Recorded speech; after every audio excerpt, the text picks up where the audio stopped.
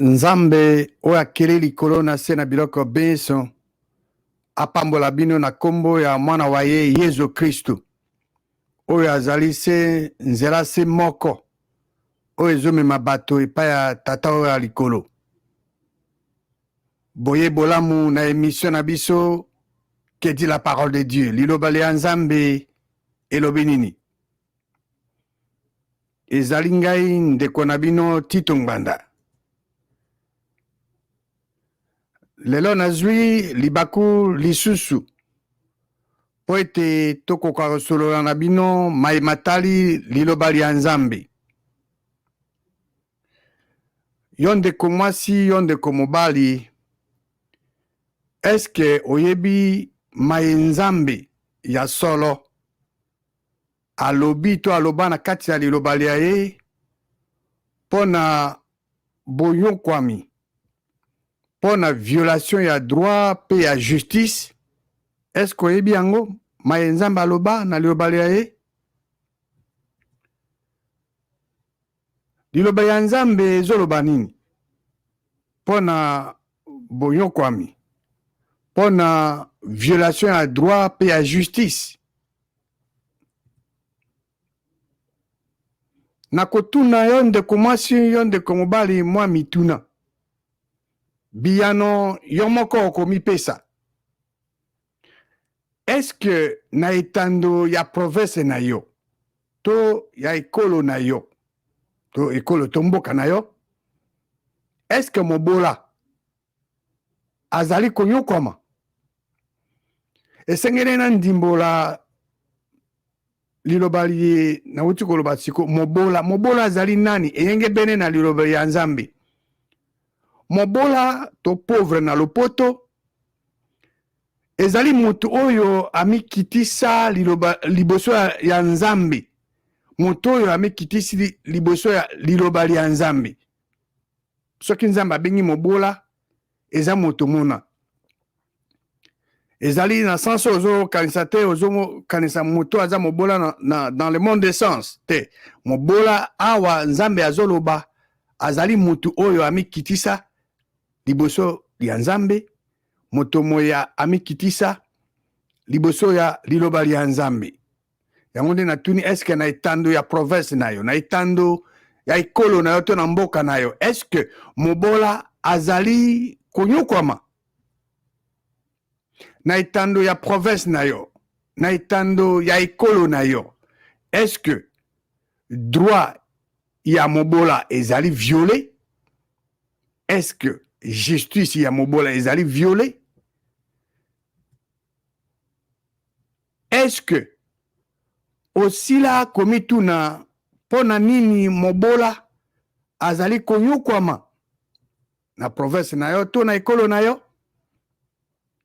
Pona nini droit ya bato to ya mobola ndenge nazuti koloba tout à l'heure ezali violé na province na yo to na mboka na yo? Pona nini justice to bosembo ya mobola ezali violé na province na yo to na mboka na yo? Eske oyebi mai Nzambe oyo ya solo aloba to alobi na kati ya liloba ya ye pona bonyokwami, pona violation ya droit pe ya justice? Liloba ya Nzambe ezoloba nini? Tokende na liloba ya Nzambe. Tokokende na liloba ya Nzambe po tozwa biyano na mituna miye. Tokokende na buku ya Ecclésiaste chapitre 5. Ecclésiaste chapitre 5 tokotanga verset 7. Liloba Nzambe elobi soko omoni na kati ya province mobola azali konyokwama pe violation na ye pe droit na ezali violé, kokamwa te po ete moto oyo atombwami, moto atombwami awa aza moto azokamba province na yo to mboka na yo. Moto mona atombwami azali na moto mosusu wa tombwami koleka ye azali kokengela ye. Moto mona azali kolo na ye. Liloba Nzambe lobi soko omoni. Liloba Nzambe lobi teke soko bomoni. Eza teke ebele ezoloba na yo ndeko mwasi yo ndeko mobali. Soko omoni. Ezali individuel. Ezali personnel. Soko omoni na kati ya province to na kati ya mboka. Liloba Nzambe ezali clair. Yango wana kokamwa te. Kokamwa te soko omoni na kati ya province to mboka. Mobola azali konyokwama. Po ete oyo azali kokamba province wana. Tokobenga moto azokamba lokola chef. Moto azokamba province to azokamba ekolo. Tobenga ye chef. Ye chef wana azokamba province to azokamba ekolo. Azali na mokengeli na ye. Ye atombwami likolo, ye azokengele chef. Ezali ndenge Liloba Nzambe ezoloba ndenge wana. Ye chef moto moye azoko atombwami oyo azokamba ekozala ville na yo, ekozala province na yo, ekozala ekolo na yo. Ye aza na moto mosusu atombwami likolo na ye. Ye azokengele chef. Azokengele oyo azokokamba province na yo to ekolo na yo. Sikoyo totala mai Nzambe ya solo azoloba na kati ya version totanga ba détail po to comprendre to yeba bozindo ya mai Nzambe azolobela biso. Liloba Nzambe na verset 7 ya Ecclésiaste chapitre 5 elobi ke soko yo omoni na kati ya province to na kati ya mboka na yo. Na kati ya mboka mobola azali konyokwama.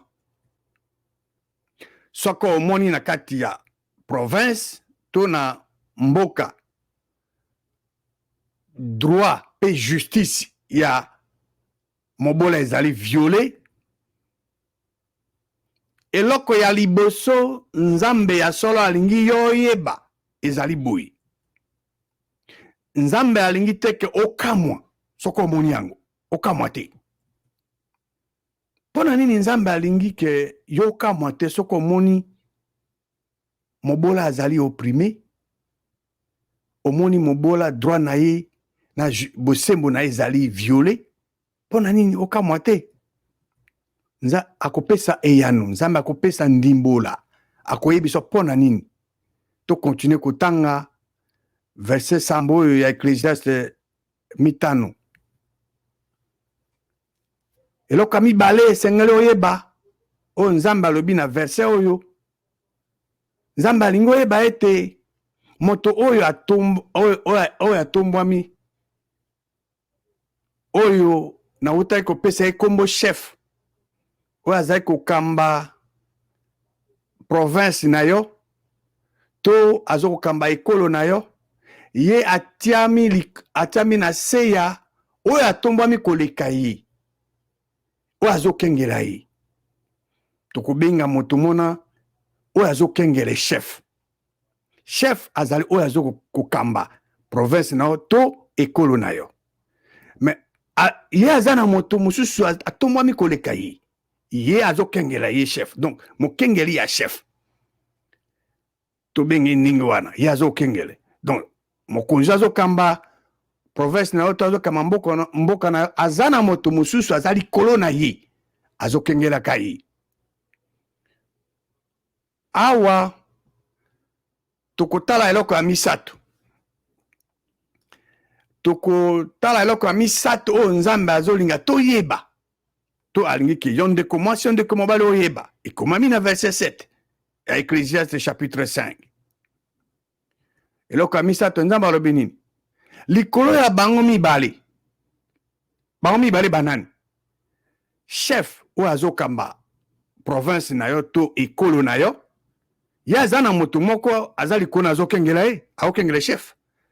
Donc na ye chef azokamba ekolo na yo to province na yo na oyo azokengele ye oyo aza likolo na ye aza likolo ya chef bango mibale wana baza na bato basusu oyo batombwami koleka bango baza likolo oyo bazokengele bango wana nde liloba nzambe nde ezoyebisa biso.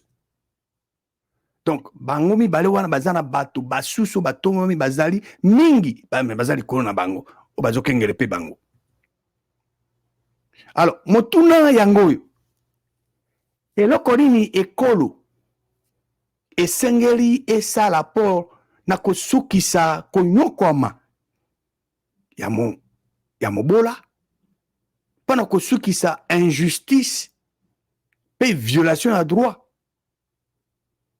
Lolenge ya kosukisa injustice pe violation ya droit pe oppression to monyokwami ya mobola ezali ete bikolo oyo ya se oyo ya mokili awa boye esengeli batika maye bazosala siko koboyaka nzambe. Nzambe aza libanda mokili toza na mwinda na molili.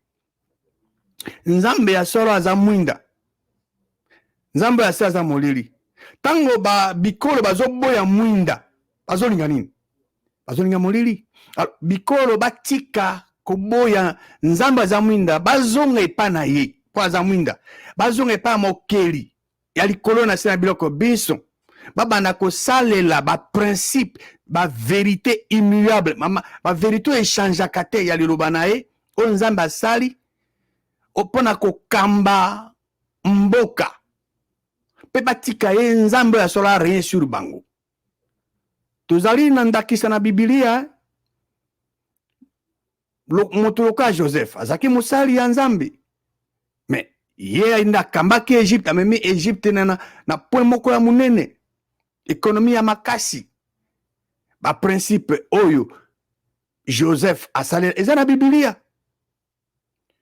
Donc bato to bikolo ya se batika ko rejete nzambe bazonga epa na ye bazwa baprincipe pe baverité oyo echangeaka te baverité immuable eza na liloba na ye mpo ete bakamba bikolo bya bango batika ye nzambe ya solo mpo akamba areye sur bango. Nzambe aza elimu ndenge nini nzambe akoreye sur mboka tango bamibeko ya mboka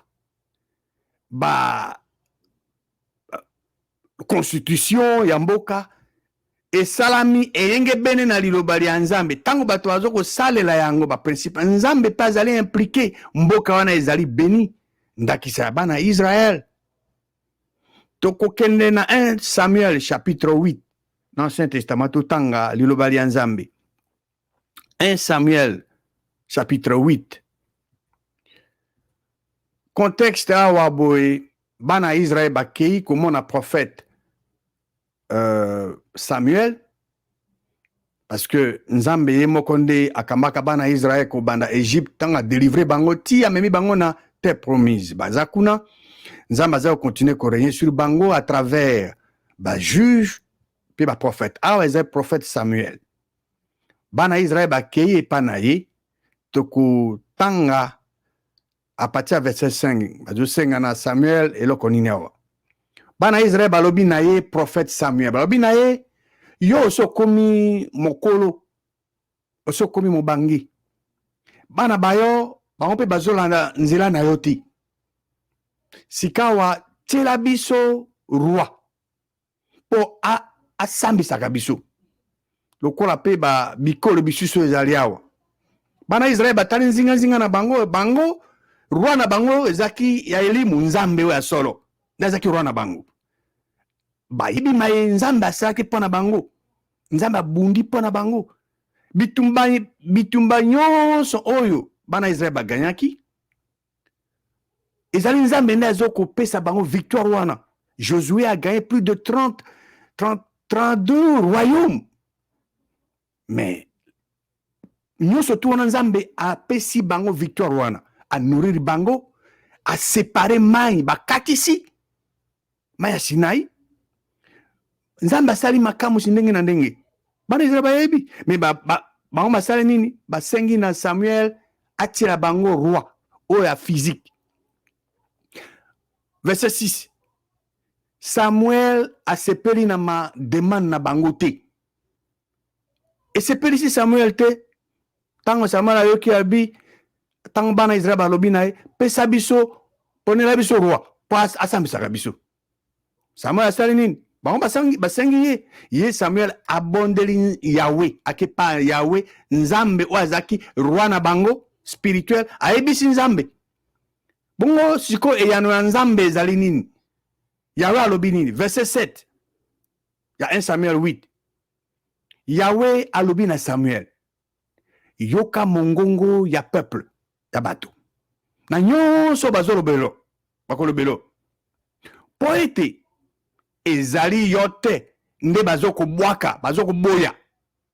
Ezali ngai nde bazobwaka. Balingi ngai te. Balingi te ke ngai na régner liko na bango. Balingi su te ke na régner sur bango. Voilà ma nzambe azoyebisa Samuel. Samuel akasaki neti comme ezali ye nde balingi te ke yakamba bango. Non, non, non, non, non. Lokola baboya ki Samuel, parce que Samuel aza ko représenter Nzambe. Nzambe aza okamba bana Israël à travers prophète Samuel. Lokola balobi Samuel, ponela biso roi.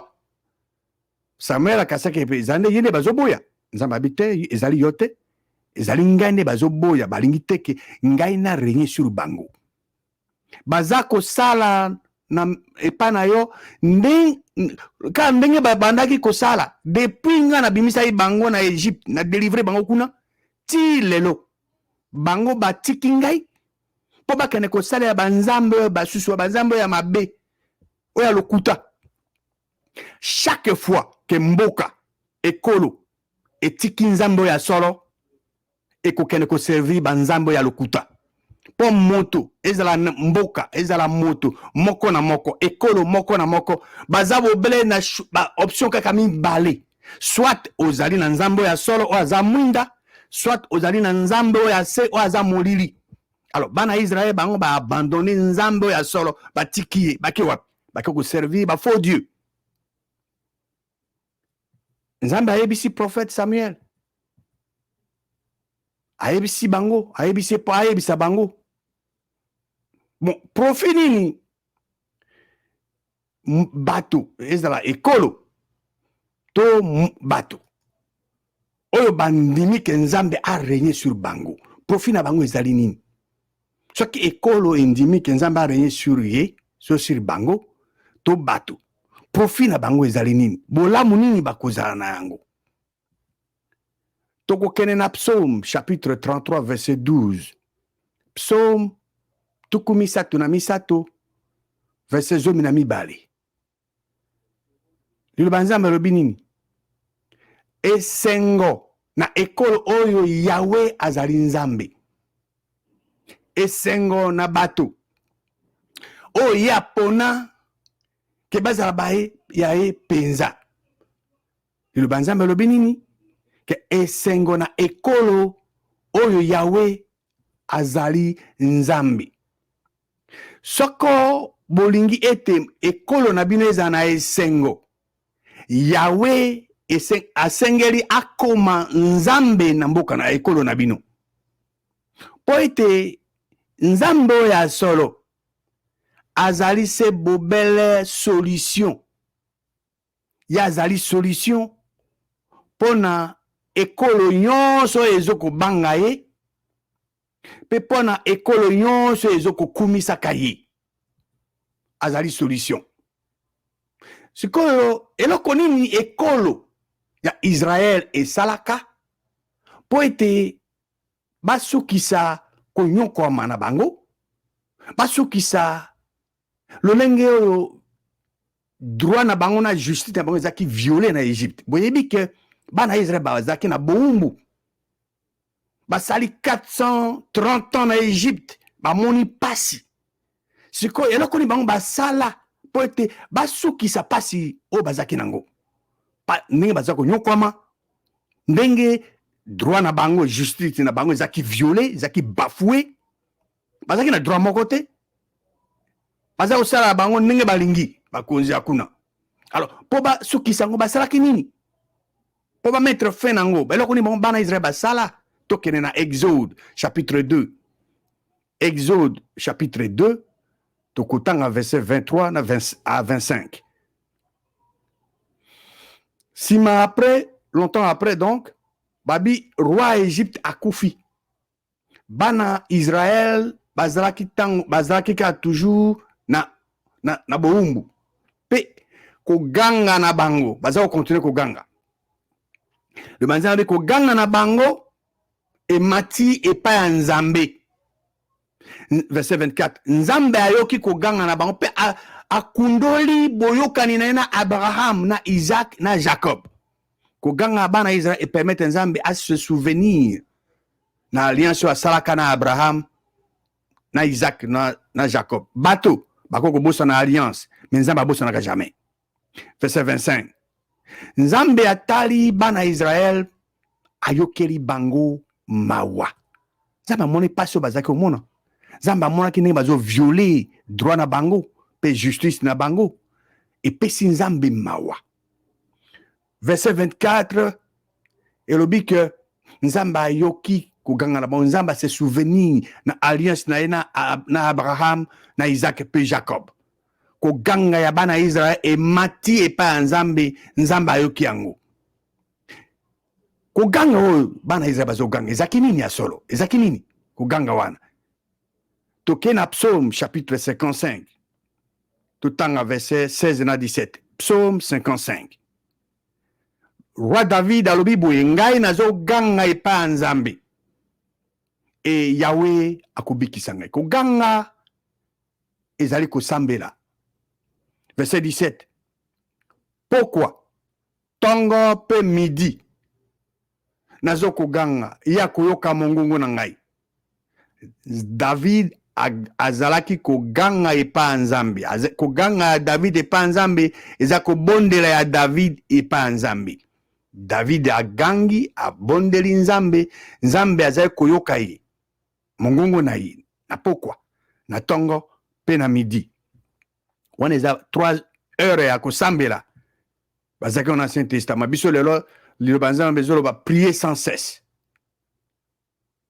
Liloba nzambe zoloba nini pona konyokwama.